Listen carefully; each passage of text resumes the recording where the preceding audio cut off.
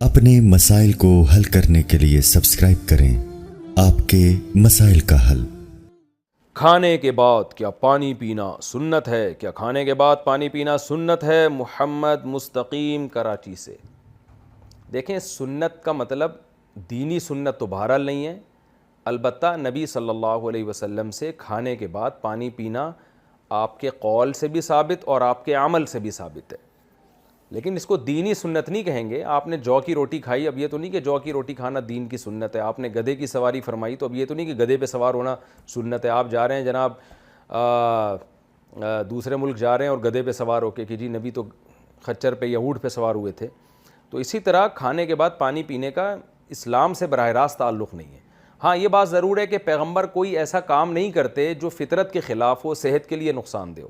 تو نبی نے جب کھانے کے بعد پانی پیا ہے، اور آپ کے قول سے بھی ہمیں پتہ چلتا ہے، تو اس سے پتہ چلتا ہے کہ کھانے کے بعد پانی پینے میں صحت کو نقصان ہو نہیں سکتا، کیونکہ پیغمبر نیچر کے خلاف کبھی نہیں چلتے۔ پہلے تو میں بتاتا ہوں کہ قول کیا ہے اور نبی کا عمل کیا ہے۔ صحیح حدیث سے ثابت ہے، آپ صلی اللہ علیہ وسلم نے شدید بھوک میں کھجوریں کھائیں اور اس کے بعد پانی پیا کنویں کا تازہ، اور پھر فرمایا کہ ہم سے ان نعمتوں کے بارے میں قیامت میں سوال ہوگا۔ تو کھجوری کھانا تھا اس وقت، اس کے بعد پانی بھی پیا آپ نے۔ قول سے بھی ثابت ہے، آپ صلی اللہ علیہ وسلم نے فرمایا معدے کے 3 حصے کرو، ایک حصہ کھانا، ایک حصہ ہوا، ایک حصہ پانی۔ تو پتہ چلا یہ کھانا، ہوا، پانی تینوں ساتھ ساتھ ہی ہیں، تبھی تو 3 حصے کرنے کا حکم دیا ہے۔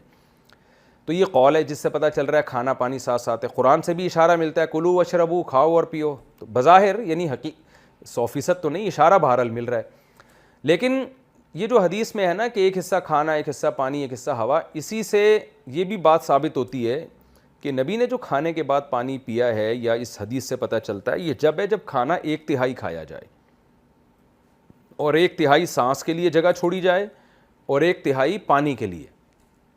آج جو ڈاکٹر اور حکیم منع کرتے ہیں کہ کھانے کے بعد پانی نہ پیو، وہ اپنی جگہ درست ہیں۔ وجہ اس کی ہے کہ کھانے میں آپ نبی کی سنت کو فالو نہیں کر رہے، صرف پانی پینے میں کر رہے ہیں۔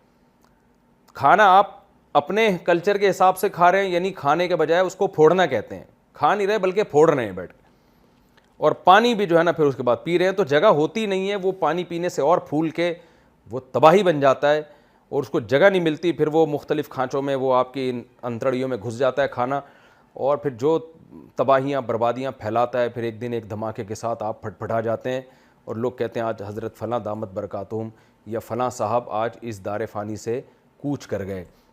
تو وہ اپنی حماقتوں سے کوچ کیے ہوتے ہیں، اللہ سب کی مغفرت فرمائے۔ بہرحال تو کھانے کے بعد جو ڈاکٹر یا حکیم کہتے ہیں پانی نہ پیو، وہ آج کے کھانے کے حساب سے کہتے ہیں کہ آپ پھوڑتے ہیں، یعنی بہت زیادہ کھاتے ہیں۔ تو اگر جو حدیث میں جس طرح سے کھانے کا حکم دیا گیا بہت تھوڑا سا کھایا جائے، تو اس کے بعد پانی پینے میں کوئی حرج نہیں ہے۔ ہم نے دیکھا ہے بہت سے حضرات کو کھانا کھا کے پانی پیتے ہیں، اور بڑی لمبی عمریں ان کی، نہ ان کو بدہضمی ہوتی ہے، اور کھانے کے بعد ہی پانی کا اصل مزہ بھی آتا ہے۔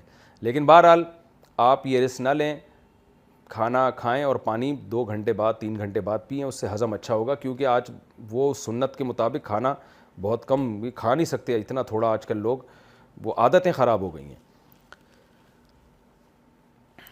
اچھا، اس میں ایک میڈیکل سائنس کی بات ہے، وہ اس کا شریعت سے تعلق نہیں ہے، کہ جن کا وزن بہت زیادہ ہے نا، وہ کھانے کے بعد اگر پانی پئیں تو گرم پانی پئیں، بوائل، یعنی گرم سے مراد ٹیمپریچر ہو، قہوے والا پانی نہیں ہوتا، ایک کپ جیسے قہوے کی طرح، چائے کی طرح اس گرم گرم پانی کو پی لیں۔